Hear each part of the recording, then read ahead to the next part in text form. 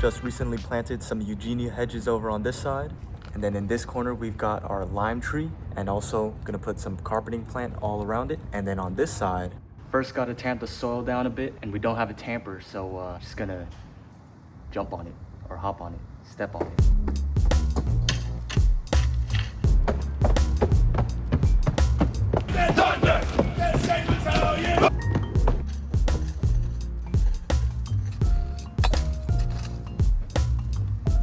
Level with this and just go all the way down.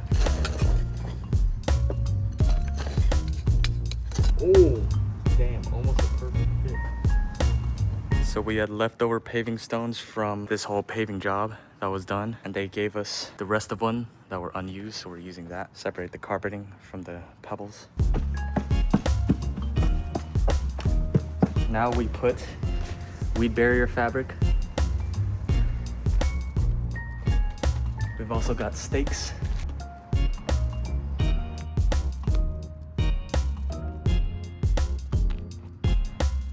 So for this step, some people like to use cardboard because it's easy to get and it does sort of the same thing. It also, like, I heard it decomposes and helps the soil and attracts worms, but we happen to have the fabric, so we're using that.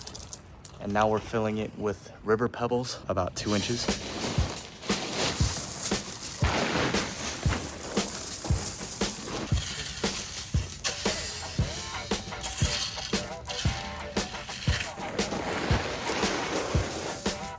The pebbles will help with leveling the area, leveling the ground for the raised bed, and also help with drainage for the water under the raised bed.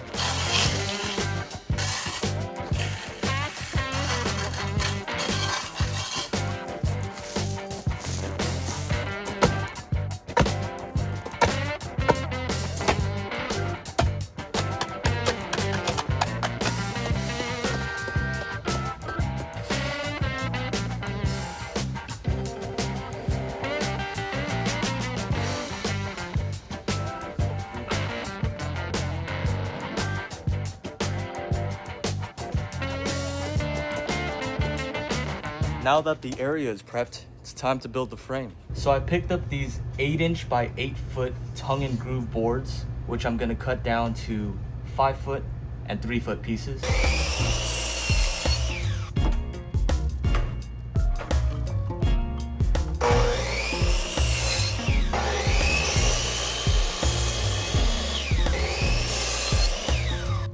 Okay, the reason these are called tongue and groove boards are, as you can see, they have a tongue on one side and a groove on the other. So they clip together so that there's no gap whatsoever in between them. And we'll have 2 pieces together, which measure to about almost 14 inches. And for the corner bracing, we're gonna use the scrap 2x4s, and I'm gonna make them slightly longer, maybe like 15.5, 16 inches, so that they kind of dig into the ground as leveling and ground support. You'll see what I mean when we actually put it together. So I believe this is redwood. I'm actually gonna cut 2 extra pieces to put in between the 5-foot long boards to add extra support and rigidity and prevent any bowing.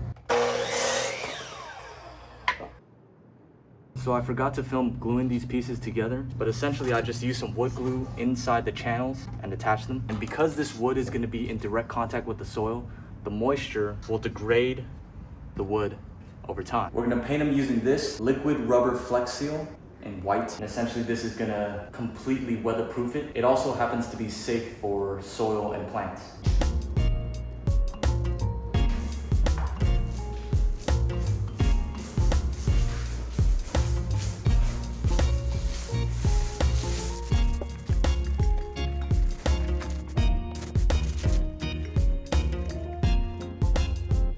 Flex Seal, which is essentially liquid rubber, and it'll dry to almost like a rubber. It's really thick. It's been really hard to work with. It's been taking a lot longer than expected. I feel like I have to let it dry overnight. So I'm gonna cover this up, and then tomorrow morning, work on the backside. Because I don't want this to dry out. But after I'm done with this, I think I'm just gonna have to toss it. All right, it's the next morning. Everything's dry. It literally feels like rubber. And might be cooked. That feels dry, dude. Now, the back sides. Oh. We got a full thick layer of rubber. Oh my god. Oh, that's neat.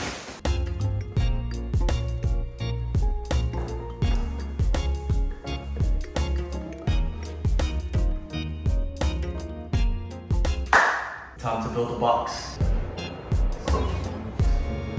Gonna be using stainless steel screws.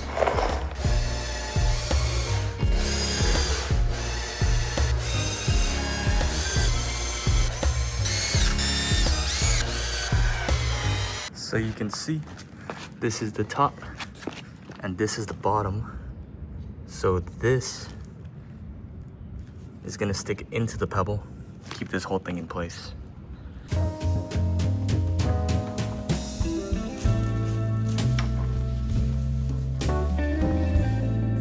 Fill in the bottom with some soil from our yard. Picked up more rocks so that no soil comes out the edges because we didn't have enough pebbles.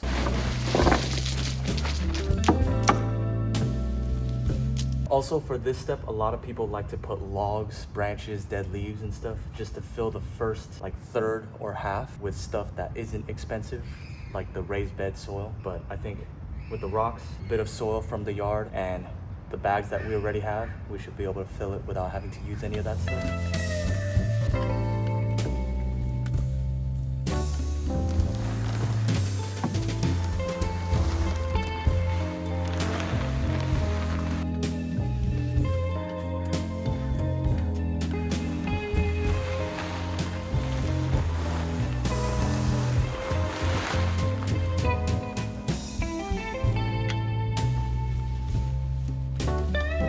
All the raised bed soil will be the planting layer, and then the mulch is supposed to go on top of all the seeds and plants.